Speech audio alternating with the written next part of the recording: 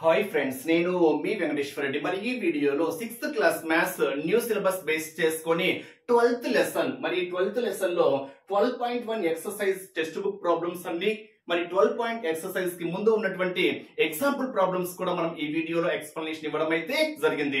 Friends, video చివరి వరకు చూస్తేనే మీకు ఏ బిట్ అనేది మిస్ కాదు. మరి వీడియో స్టార్ట్ చేసిన ఒక చిన్న విషయము, మన ఛానల్ డిఎస్సి కి సంబంధించింది కాబట్టి సబ్స్క్రైబ్ చేసుకోవడం మాత్రం మర్చిపోవద్దు. వీడియోకి చిన్న లైక్ ఇవ్వండి. మన ఎంబీఆర్ ఫ్రీ వాట్సాప్ గ్రూప్ లో జాయిన్ కావాలి అనుకుంటే ఈ వీడియోలో మీకు డిస్క్రిప్షన్ లో ఫ్రీ వాట్సాప్ గ్రూప్ లింక్ ఇచ్చాము, జాయిన్ కాగలరు.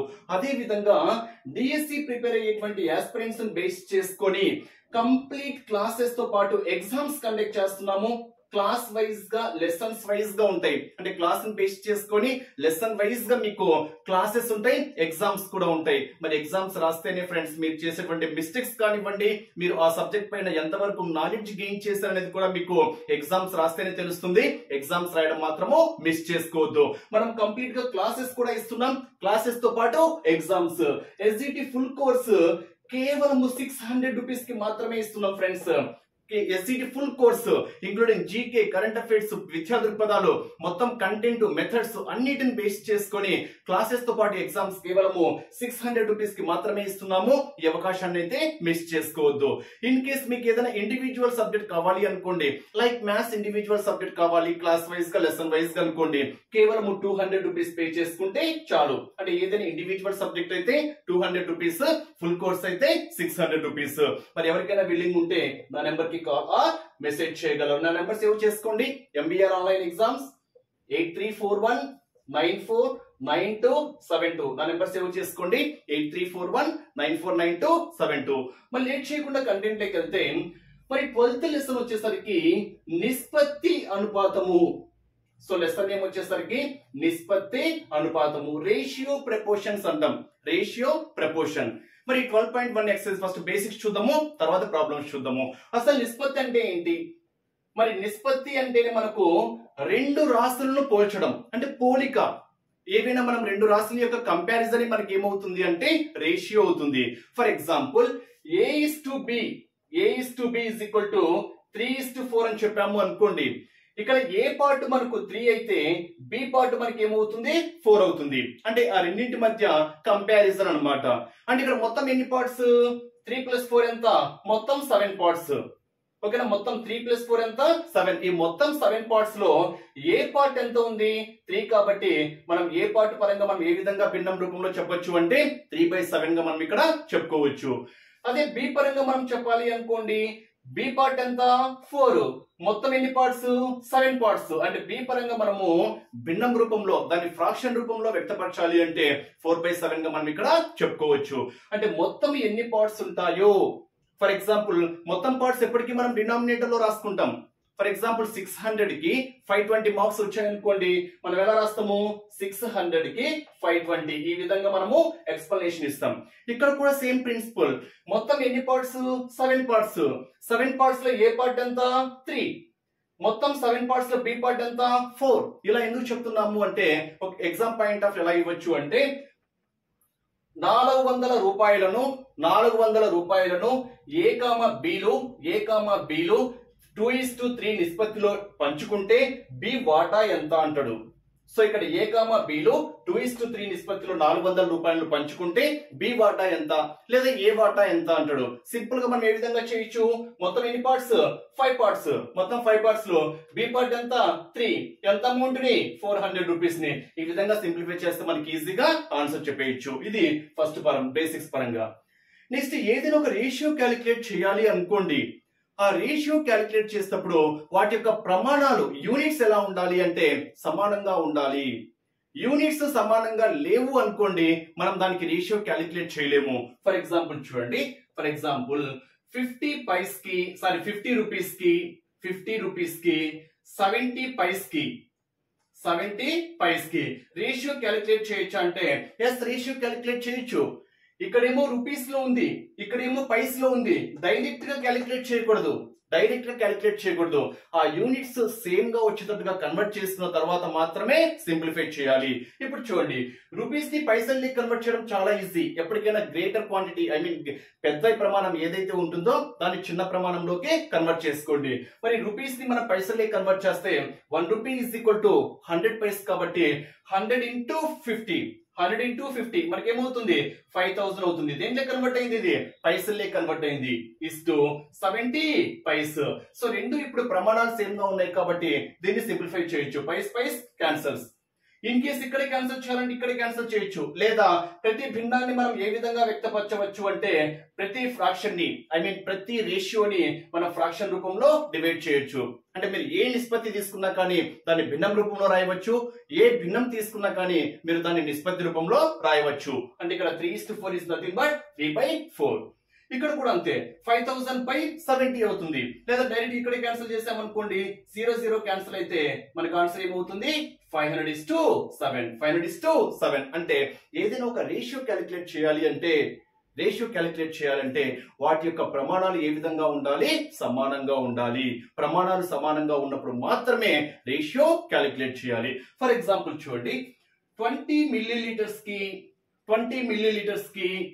15 సెంటీమీటర్స్ కి మధ్య రేషియో ఎంత? 20 మిల్లీలీటర్స్ కి 15 సెంటీమీటర్స్ కి మధ్య రేషియో ఎంత? డైరెక్ట్ గా 5 4 20, 5 3 15, 4:3 అని చెప్తామా? చెప్పనీకి లేదు. ఎందుకని? ఇక్కడ ప్రమాణాలేమో మిల్లీలీటర్స్ లో ఉంది, ఇక్కడ ప్రమాణాలేమో సెంటీమీటర్స్ లో ఉన్నాయి.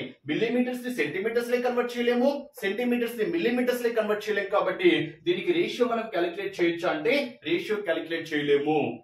ఇన్ కేస్ సెంటీమీటర్స్ లో ఇచ్చినప్పుడు మీటర్స్ లో ఉంటే క్యాలిక్యులేట్ చేయొచ్చు, లేదా కిలోమీటర్స్ లో ఇస్తే క్యాలిక్యులేట్ చేయొచ్చు. మిల్లీలీటర్స్ ఇచ్చినప్పుడు లీటర్స్ లో ఉంటే క్యాలిక్యులేట్ చేయొచ్చు. అంతేకాని రెండు ప్రమాణాలు కన్వర్షన్ చేసుకోలేకుండా ఇస్తే మాత్రము దానికి మనం రేషియో క్యాలిక్యులేట్ చేయలేము. అదొక పాయింట్. నెక్స్ట్ ఇక్కడ చూడండి, ఏదైనా మనం రేషియో క్యాలిక్యులేట్ చేసిన తర్వాత ఆ నిష్పత్తికి ప్రమాణాలు ఉండవు.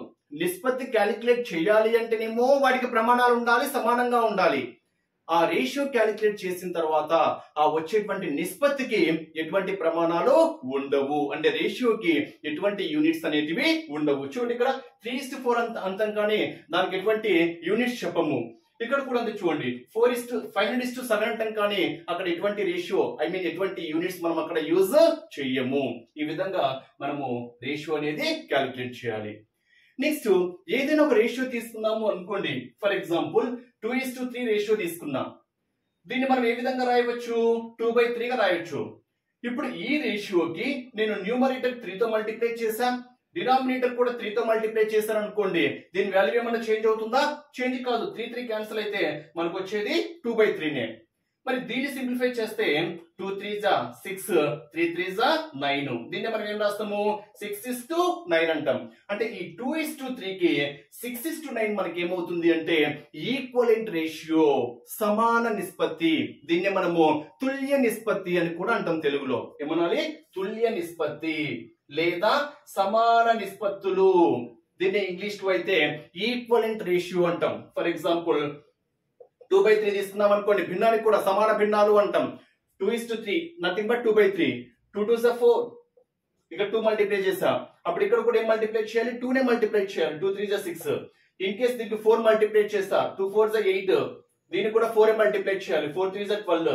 ఇన్ కేస్ దీనికి 15 మల్టిప్లై చేస్తున్నా, 15 2 30, 15 3 45. ఇవన్నీ మనకి ఏమవుతాయంటే 2/3 యొక్క తుల్య నిష్పత్తులుగా మనం చెప్పుకోవచ్చు. అంటే ఈక్వలెంట్ రేషియోస్ గా మనం ఇక్కడ చెప్పుకోవచ్చు. అంటే 2/3 అన్నా ఒకటే, 4/6 అన్నా ఒకటే, 8/12 అన్నా ఒకటే, 30/45 అన్నా ఒకటే. బట్ వీటి యొక్క సింప్లెస్ట్ ఫామ్ మనకి ఏమవుతుంది అంటే 2/3 అవుతుంది. 30/45 యొక్క సింప్లెస్ట్ ఫామ్ 2/3. 8/12 యొక్క సింప్లెస్ట్ ఫామ్ 2/3. అంటే exam point of view sometimes ఏదైనా ఒక రేషియో ఇచ్చేసి, ఫర్ ఎగ్జాంపుల్ 125 కి 625 సింప్లెస్ట్ ఫామ్ అంటే దీన్ని మన భిన్నం రూపంలో కూడా చెప్పొచ్చు. 125/625 యొక్క సూక్ష్మ రూపము అంటాడు. సూక్ష్మ రూపము సింప్లెస్ట్ ఫామ్ అంటాడు. అంటే అర్థం ఏంటి? క్యాన్సిలేషన్స్ పోతే లాస్ట్ కి వాటికి ఎటువంటి ఒకటి తప్ప ఏ ఉమ్మడి కారణాంకాలు అయితే ఉండకూడదు. క్యాన్సిలేషన్ చూడండి, 5 తో పోతుందా? ఎస్. లేదా 25 తో పోతుంది. 25 5 25 5s 125, 25 25s 625, again 5 1s 5 1s అంటే మనకి ఏమొస్తుంది 1:5 అంటే 125/625 యొక్క సింప్లెస్ట్ ఫామ్ ఏమవుతుంది మనకంటే 1/5 అవుతుంది. సో ఈ విధంగా మనము సింప్లెస్ట్ ఫార్ములు కూడా చెప్పేయచ్చు అనమాట. నెక్స్ట్ రేషియో పరంగా ఇంకొన్ని బేసిక్స్ పరంగా మనం ఒకసారి అబ్జర్వ్ చేసాం అనుకోండి. ఒక తరగతిలో 30 మంది బాయ్స్ ఉన్నారు, నెక్స్ట్ 20 మెంబర్స్ గర్ల్స్ ఉన్నారు. ఇప్పుడు బాయ్స్ కి గర్ల్స్ కి మధ్య రేషియో ఎంత అంటాడు? ఎస్ క్యాలిక్యులేట్ చేయొచ్చు. బాయ్స్ 30 మెంబర్స్, గర్ల్స్ 20 మెంబర్స్ మధ్య రేషియో ఎంత వస్తుంది? 3:2. సమ్ టైమ్స్ ఎలా అడుగుతాడు? మొత్తం 50 మంది విద్యార్థుల్లో బాయ్స్ 30 మంది అయితే, బాయ్స్ అంటే బాలురు 30 మంది అయితే బాలురు బాలికల మధ్య నిష్పత్తి ఎంత అంటాడు. మొత్తం 50 మందిలో బాయ్స్ 30 మెంబర్స్ అయితే రిమైనింగ్ 20 మెంబర్స్ ఏమవుతారు?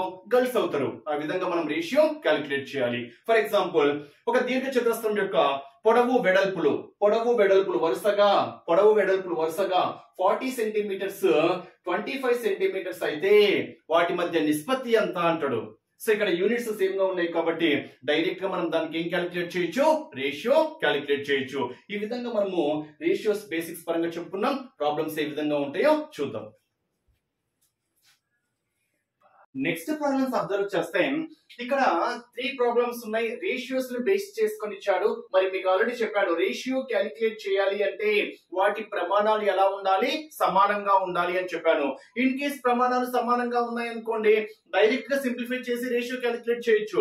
ఇక్కడ ఒకసారి ఫస్ట్ ప్రాబ్లం అబ్జర్వ్ చేస్తే 90 సెంటీమీటర్ల నుంచి 1.5 మీటర్లకు మధ్య నిష్పత్తి ఎంత అని ఇచ్చాడు. అంటే సింప్లీ ఏంటి? 90 సెంటీమీటర్స్ కి 1.5 మీటర్స్ కి మధ్య రేషియో ఎంత అని అడిగాడు. ఇక్కడేమో సెంటీమీటర్స్ లో ఉంది, ఇక్కడేమో మీటర్స్ లో ఉంది. సో మనం డైరెక్ట్ గా క్యాలిక్యులేట్ చేయకూడదు. మరి దీన్ని ఒకే ప్రమాణంలోకి కన్వర్ట్ చేసుకున్న తర్వాత మాత్రమే సింప్లిఫై చేయాలి. ఎప్పటికైనా కానీ పెద్ద ప్రమాణం ఏదైతే ఉంటుందో దాన్ని చిన్న ప్రమాణంలోకి యూనిట్స్ లోకి కన్వర్ట్ చేయడం చాలా చాలా ఈజీ. ఇక్కడ మీటర్స్ ని సెంటీమీటర్స్ లోకి కన్వర్ట్ చేయొచ్చు. సో ఇక్కడ సెంటీమీటర్స్ అలాగే ఉంచండి. 90 సెంటీమీటర్స్ ఇస్టు 1.5 ఇంటూ ఒక మీటర్ కి ఎన్ని సెంటీమీటర్లు? ఒక మీటర్ కి 100 సెంటీమీటర్స్ కాబట్టి మీటర్ ని మనం దేంట్లో కన్వర్ట్ చేశాను? ఇప్పుడు సెంటీమీటర్స్ లోకి కన్వర్ట్ చేశాను. ఇప్పుడు డైరెక్ట్ గా క్యాన్సిలేషన్స్ పోతే క్యాన్సిలేషన్ చేయండి. 0 క్యాన్సల్. ఇప్పుడు యూనిట్స్ సెంటీమీటర్స్ క్యాన్సల్. ఎప్పటికీ నిష్పత్తికి ప్రమాణాలు ఉండవు. నిష్పత్తి క్యాలిక్యులేట్ చేయాలి అంటే మాత్రము వాటి ప్రమాణాలు ఎలా ఉండాలి? సమానంగా ఉండాలి. ఇప్పుడు ఒక్కసారి చూడండి. సెంటీమీటర్స్ 0. ఇప్పుడు 9:1.5 ఇంటూ 10. ఒక ప్లేస్ తర్వాత పాయింట్ ఉంది, ఇక్కడ 0 ఉంది కాబట్టి 1.5 ఇంటూ 10 మనకి ఆన్సర్ ఏమవుతుంది? 15. ఇంకేమైనా cancellations పోతాయా? 3 3s are 9, 3 5s are here. The correct answer is 3:5. మీరే చేయాలి. సో నేను జస్ట్ క్లూస్ మాత్రము ఇస్తున్నా. ఇక్కడ 90 సెంటీమీటర్స్ కి 1:5 మీటర్స్ కి మధ్య రేషియో ఎంత అంటే 3:5. నెక్స్ట్ సెకండ్ క్వశ్చన్ చూడండి. 30 మినిట్స్ కి 1.5 అవర్స్ కి రేషియో ఎంత అడిగాడు. ఇక్కడేమో మినిట్స్ లో ఉంది, ఇక్కడేమో హవర్స్ లో ఉంది. డైరెక్ట్ క్యాలిక్యులేట్ చేయొచ్చు. 30 మినిట్స్ కి 1.5 హవర్స్ ని మినిట్స్ లో కన్వర్ట్ చేస్తున్నా. 1 hour is equal to ఎన్ని మినిట్స్? 60 మినిట్స్. దేంట్లో కన్వర్ట్ అయింది? ఇది మినిట్స్ లో కన్వర్ట్ అయింది. డైరెక్ట్ గా వస్తున్నా ఫ్రెండ్స్. ఇక్కడ 30 మినిట్స్ కి 1.5 హవర్స్ అని ఇచ్చాడు కాబట్టి హవర్స్ ని మినిట్స్ లో కన్వర్ట్ చేస్తే 1 hour is equal to ఎంత? 60 మినిట్స్. హియర్ మినిట్స్ క్యాన్సిల్ ఇంకా చేయాల్సిన అవసరం లేదు. Here 31s 32s. అప్పుడు ఆటోమేటిక్ గా 1:1.5 ఇంటూ 2. 1.5 2s ఏమవుతుంది? 3 అవుతుంది. Here the correct answer is 1:3. Next 55 paise కి 1 రూపీకి మధ్య రేషియో ఎంత అని ఇచ్చాడు. ఇక్కడ పైస్ ఉంది, ఇక్కడ రూపీస్ ఉంది కాబట్టి 55 పైస్ కి 1 రూపీ. 1 రూపీ అంటే ఎన్ని పైస్? 100 పైస్ కాబట్టి 100 paise. Here paise cancel. So ఒకే యూనిట్స్ లో ఉన్నాయి కాబట్టి 5 1s 5 2s 10 0. అంటే ఓవరాల్ గా రేషియో మనకి ఎంత వస్తుంది ఫ్రెండ్స్? ఇక్కడ 11:20. ఎప్పటికైనా కానీ రేషియోలో ప్రమాణాలు సేమ్ గా ఉండాలి. రేషియో క్యాలిక్యులేట్ చేయాలి అంటే యూనిట్స్ సేమ్ గా ఉండాలి. సేమ్ గా ఉన్న తర్వాత మాత్రమే సింప్లిఫై చేయాలి. The correct answer is 11:20. ఇక్కడ ఇంకో ప్రాబ్లం ఉంది చూడండి. 500 మిల్లీలీటర్స్ కి 2 లీటర్స్ కి మధ్య రేషియో ఎంత ఇచ్చాడు. సో ఇక్కడ 500 మిల్లీలీటర్స్ కి 2 litres. 1 litre is equal to ఎన్ని ml? 1 litre is equal to ఎన్ని మిల్లీలీటర్లు 1000 మిల్లీలీటర్స్ కాబట్టి 1000 millilitres millilitres cancel here 500 ones are 500 twos are so 1:2 2 twos ఎంత 4 here the correct answer is 1:4 మీరే క్యాలిక్యులేట్ చేయాలి బట్ ఆన్సర్స్ అన్ని నేనైతే చెప్పేశాను నెక్స్ట్ ఒక ఆఫీస్ లో 45 మంది వ్యక్తులు పనిచేస్తున్నారు అందులో ఆడవారి సంఖ్య 25 అయితే ఆడవారి సంఖ్య మరియు పురుషుల సంఖ్య మధ్య నిష్పత్తి ఎంత అని ఇచ్చాడు ఇట్స్ ఏ సింపుల్ క్వశ్చన్ ఇలాంటి ప్రాబ్లమ్స్ మీరు కన్ఫ్యూజ్ కావాల్సిన అవసరమే లేదు మొత్తం ఎంత మంది 45 మంది సో మొత్తం ఆఫీస్ లో 45 మంది ఉన్నారు 45 మందిలో ఆడవారు ఎంత మంది ఉన్నారు 25 మంది ఉన్నారు ఇంకా పురుషులు ఎంత మంది మనం చెప్పేయచ్చు ఫర్ ఎగ్జాంపుల్ మొత్తం 10 మంది ఉన్నారు అనుకోండి 10 మందిలో 6 మంది స్త్రీలు ఉన్నారు అనుకోండి ఇంకా మిగిలిన నలుగురు ఏమవుతారు పురుషులు అవుతారు అంటే మొత్తంలో నుంచి అంటే మొత్తం ఎంతమంది అయితే ఉన్నారో ఆ మొత్తంలో నుంచి స్త్రీల సంఖ్య తీసేసామనుకోండి పురుషుల సంఖ్య ఆటోమేటిక్ గా చెప్పేయచ్చు ఇక్కడ కూడా సేమ్ ప్రిన్సిపల్ ఆడవారి సంఖ్యకి పురుషుల సంఖ్యకి మధ్య నిష్పత్తి అడిగాడు బట్ ఎంతమంది ఆడవారు ఉన్నారు 25 మంది ఫస్ట్ ఆడవారి పరంగా ఇచ్చాడు కాబట్టి రేషియోలో అంటే రేషియో పరంగా ఆడవారి రేషియోకి పురుషుల మధ్య రేషియో అడిగాడు సో ఆడవారు ఎంతమంది ఉన్నారు 25 మంది ఇస్తూ పురుషులు ఎంతమంది సో మొత్తం 45 లో నుంచి ఐ మీన్ మొత్తం ఎంతమంది అయితే ఉన్నారో ఆ మొత్తం నుంచి ఆడవారి సంఖ్యను తీసేస్తే మనకి ఎవరు వస్తారు పురుషుల సంఖ్య వచ్చేస్తుంది సో 45 లో నుంచి 25 తీసేస్తే ఎంత 20 సో ఆడవారు 25 పురుషులు ఎంతమంది 20 వీటి మధ్య నిష్పత్తి 5 5s 5 4s here the correct answer is 5:4 next ఒక తరగతిలో 30 మంది విద్యార్థుల్లో 6 మంది ఫుట్బాల్ 12 మంది క్రికెట్ మిగిలిన వారు టెన్నిస్ మొత్తం 30 మందిలో 6 మంది ఏమో ఫుట్బాల్ 12 మంది ఏమో క్రికెట్ ఇంకా మిగిలిన వారేమో ఏంటి టెన్నిస్ ఇష్టపడతారు టెన్నిస్ మిగిలిన వారు టెన్నిస్ ఇప్పుడు చూడండి మొత్తం 30 మందిలో 6 మంది ఫుట్బాల్ అంటున్నా 12 మంది క్రికెట్ అంటున్నా మిగిలిన వారు టెన్నిస్ మిగిలిన వారు ఎంతమంది ఇంకా 6 + 12 ఎంత 18 మంది సో మొత్తం 18 ఇక్కడ 30 నుంచి 18 తీసేసామనుకోండి మిగిలిన వారు ఎంతనో తెలుస్తుంది సో మిగిలిన వారు ఎంతమంది 12 మంది అవునా లేదా 30 నుంచి 6 తీసేస్తే 24 నుంచి 12 తీసేస్తే 12 అంటే మొత్తం మీద మిగిలిన వారు ఎంతమంది 12 ఆ మిగిలిన వారే ఏ ఆటని ఇష్టపడుతున్నారు అంటే టెన్నిస్ ని ఇష్టపడుతున్నారు ఇప్పుడు క్వశ్చన్ ఏం అడిగాడు చూడండి టెన్నిస్ మరియు క్రికెట్ ఇష్టపడే విద్యార్థుల సంఖ్య మధ్య నిష్పత్తి ఎంత అని ఇచ్చాడు సో టెన్నిస్ ఎంతమంది ఇష్టపడుతున్నారు 12 క్రికెట్ ఎంతమంది ఇష్టపడుతున్నారు 12 వీటి మధ్య నిష్పత్తి 12 ones so here the correct answer is 1:1 next ఒక సంవత్సరంలో సీమ 1,50,000 రూపాయలు సంపాదిస్తుంది 50,000 ఆదా చేస్తుంది అయితే క్వశ్చన్ ఏమడిగాడు పొదుపు చేసే డబ్బుకి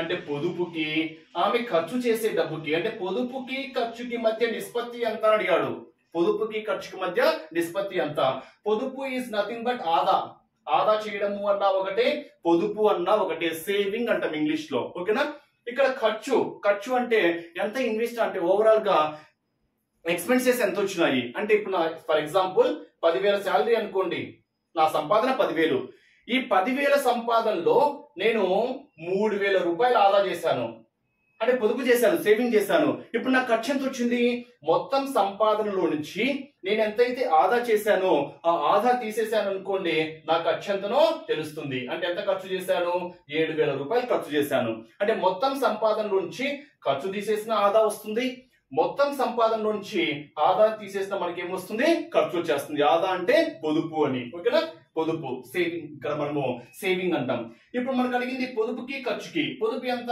పొదుపు అంటే ఆదా ఎంత ఆదా చేసింది 50,000 రూపాయలు ఆదా చేసింది 50,000 రూపాయలకి ఖర్చు మరి ఖర్చు ఎంత చేసింది మొత్తం సంపాదనలో నుంచి ఆదా తీసేస్తే మొత్తం సంపాదన అంటే ఆదాయము మొత్తం ఆదాయంలో నుంచి ఆదా తీసేసాము అనుకోండి మొత్తం నుంచి ఆదా తీసేస్తే మనకి ఏమొస్తుంది ఖర్చు వచ్చేస్తుంది అంటే 1,50,000 నుంచి 50,000 తీసేస్తే మనకి ఎంత వస్తుంది 1,00,000 అంటే ఓవరాల్ గా ఖర్చు ఎంత వచ్చింది 1,00,000 పొదుపు ఏమో 50,000 ఖర్చు ఏమో 1,00,000 వీటి మధ్య నిష్పత్తి here 1s 2s so overall గా మనకు ఆన్సర్ ఏమవుతుంది 1:2 నెక్స్ట్ ప్రాబ్లమ్స్ అబ్జర్వ్ చేస్తే కృతి మరియు కిరణ్ మధ్య 60 రూపాయలను 1:2 నిష్పత్తిలో విభజించితే మరి కిరణ్ వాటా ఎంత లేదా కృతి వాటా ఎంత అంటే ఇక్కడ క్వశ్చన్ ఏంటి అంటే 60 రూపీస్ ని 1:2 నిష్పత్తిలో కృతి మరియు కిరణ్ ను విభజించుకుంటే మరి కిరణ్ వాటా ఎంత వస్తుంది, కృతి వాటా ఎంత వస్తుంది? ఇలాంటి క్వశ్చన్స్ కొంచెం డెప్త్ గా అడగాలి అనుకోండి. ఫర్ ఎగ్జాంపుల్ అది పొలం పని కావచ్చు, ఏదైనా ఒక వర్క్ ని ఒక పనిని ఏ బి సిలు మొత్తం 5,000 రూపాయలకు ఒప్పందంగా కుదుర్చుకున్నారు అనుకోండి. ఏ కామా బి కామా సిలు ఒక పనిని 5,000 రూపాయల ఒప్పందానికి కుదుర్చుకున్నారు. మరి వీరు ఆ 5,000 రూపాయలను ఫర్ ఎగ్జాంపుల్ 2:3:5 నిష్పత్తిలో విభజించుకుంటే 2:3:5 నిష్పత్తిలో విభజించుకుంటే బి వాటా ఎంత, లేదా సి వాటా ఎంత, లేదా ఏ కన్నా బికి ఎంత ఎక్కువ వచ్చింది, లేదా సి కన్నా ఏకి ఎంత తక్కువ వచ్చింది. సో ఈ విధంగా క్వశ్చన్ ఈ విధంగా అయినా అడగచ్చు. ఇక్కడ 2 నే ఇచ్చాము, కృతి మరియు కిరణ్ ఇచ్చాను.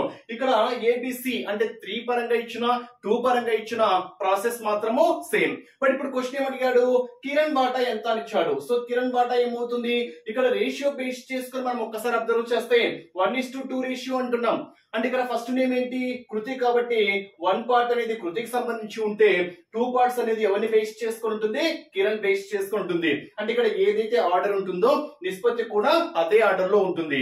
ఇప్పుడు మొత్తం ఎన్ని భాగాలు, అసలు రేషియో అంటే మనకు డిఫరెన్స్ చెప్పాను. ఇక్కడ మొత్తం ఎన్ని భాగాలు, 1 + 2 ఎంత, 3. అంటే మొత్తము 3 భాగాలలో కిరణ్ వాటా ఎంత, 2 భాగాలు. అవునా? సో దీని యొక్క మీనింగ్ ఏంటి, 1 + 2 అంటే మొత్తం ఎన్ని భాగాలు, 3 భాగాలు. ఆ మొత్తం 3 భాగాలని మనం ఎక్కడ రాసుకోవాలి అంటే డినామినేటర్ లో రాసుకోవాలి. అంతే కదా. ఇప్పుడు ఫర్ ఎగ్జాంపుల్ మార్క్స్ పరంగా మనం చెప్పాము అనుకోండి, మొత్తం ఎన్ని మార్కులకి అయితే కండక్ట్ చేస్తారో అది ఎక్కడ రాసుకుంటాము, డినామినేటర్ లో రాసుకుంటాం. ఎన్ని మార్కులు వచ్చాయో అది ఎక్కడ రాసుకుంటాము, న్యూమరేటర్ లో రాసుకుంటాం. అంటే ఫర్ ఎగ్జాంపుల్ 600 కి 520 వచ్చాయి అనుకోండి, 520/600 అని రాస్తాం. ఇక్కడ కూడా అంతే, మొత్తము 3 భాగాలు కాబట్టి మొత్తము అనేది డినామినేటర్ లో రాసుకుంటున్నా.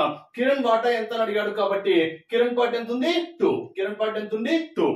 ఈ విధంగా వారు ఎంత అమౌంట్ ని డివైడ్ చేసుకున్నారు, 60 రూపీస్ ని, కాబట్టి ఇంటూ 60 రూపీస్ వేస్తే సరిపోతుంది. అది రూపీస్ కావచ్చు, ఏదైనా కావచ్చు, ప్రాసెస్ మాత్రము సేమ్. సింప్లిఫై చేస్తున్నా, 3 1s 3 2s 0, 2 20s 40. అంటే ఓవరాల్ గా కిరణ్ వాటా ఎంత అంటే 40 రూపీస్. ఇన్ కేసు కృతి వాటా ఎంత అని అడిగాడు అనుకోండి, ఇక్కడ కృతి పార్ట్ ఎంత ఉంది, 1. మొత్తం ఎన్ని భాగాలు, 3 భాగాలలో ఒక భాగం కాబట్టి 1/3 × 60 చేసాం అనుకోండి, 3 1s 3 20s 21s 20 రూపీస్. అంటే కృతి వాటా ఎంత అంటే 20 రూపీస్. అంటే without using pen and paper తో మనం సింపుల్ గా చెప్పేయచ్చు. ఇదే క్వశ్చన్ ఇలా కొంచెం డెప్త్ గా అడిగాడు అనుకోండి, ఇప్పుడే చెప్పాను కదా, ఒక పనిని ఏ కామా బి కామా సిలు 5,000 రూపాయల ఒప్పందానికి కుదుర్చుకున్నారు. వారు 2:3:5 నిష్పత్తిలో విభజించుకుంటే బి వాటా ఎంత అని అడిగాడు అనుకోండి. సో దీన్ని బేస్ చేసుకొని బి వాటా ఎంత, ఇక్కడికి ఆన్సర్ అయిపోయింది. ఇక్కడ ఇన్ కేస్ ఇంకొంచెం డెప్త్ గా అడిగితే బి వాటా ఎంత అని అడిగాడు అనుకోండి, బి వాటా. ఇప్పుడు మొత్తం ఎన్ని భాగాలు, 5 + 3 8, 8 + 2 10. అంటే మొత్తం ఎన్ని భాగాలు, 10 భాగాలు. 10 భాగాలలో బి వాటా ఎంత, 3 ఇంటూ ఎంత అమౌంట్ ని, 5,000 అమౌంట్ ని. ఈ విధంగా మనము క్వశ్చన్ ఏ విధంగా ఇచ్చినా ఆన్సర్ చేసే విధంగా ఉండాలి. నెక్స్ట్ క్వశ్చన్, షీలా మరియు సంగీత మధ్య 20 పెన్నులను 3:2 నిష్పత్తిలో విభజించగా షీలాకు ఎన్ని పెన్నులు వస్తాయి, లేదా సంగీతకు ఎన్ని పెన్నులు వస్తాయి? ఒక్కసారి మన క్వశ్చన్ అబ్జర్వ్ చేస్తే షీలాకు వచ్చిన పెన్నులు ఎన్ని అని అడిగాడు కాబట్టి Sheela is equal to so ratio 3:2 అంటున్నాం. 3:2. ఫస్ట్ పేరు ఏంటి, షీలా. సెకండ్ పేరు ఏంటి, సంగీత. అంటే షీలా పార్ట్ 3 అయితే సంగీత పార్ట్ ఎంత, 2. మొత్తం ఎన్ని పార్ట్స్, 5 పార్ట్స్. 3 + 2 ఎంత, 5. అంటే మొత్తం 5 పార్ట్స్ లో మొత్తం 5 భాగాలలో షీలా ఎన్ని భాగాలు, 3 భాగాలు కాబట్టి 3/5. మరి ఎన్ని పెన్నులను డివైడ్ చేసుకున్నారు, 20 పెన్నులను కాబట్టి ఇంటూ 20 చేస్తే సరిపోతుంది. Here 5 1s 5 4s 20, 3 4s 12. అంటే షీలాకు ఎన్ని పెన్నులు వస్తాయి అంటే 12 పెన్నులు వస్తాయి. నెక్స్ట్ క్వశ్చన్, ఒక డజన్ పెన్నుల ధర 180 రూపాయలు. ఒక డజన్ పెన్నుల ధర 180 రూపాయలు.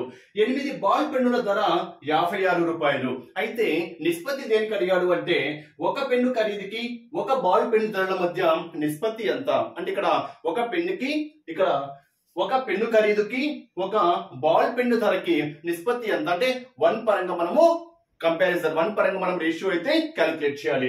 బట్ ఇక్కడ క్వశ్చన్ ఏమని ఇచ్చాడు, డజన్ పెన్నుల ధర.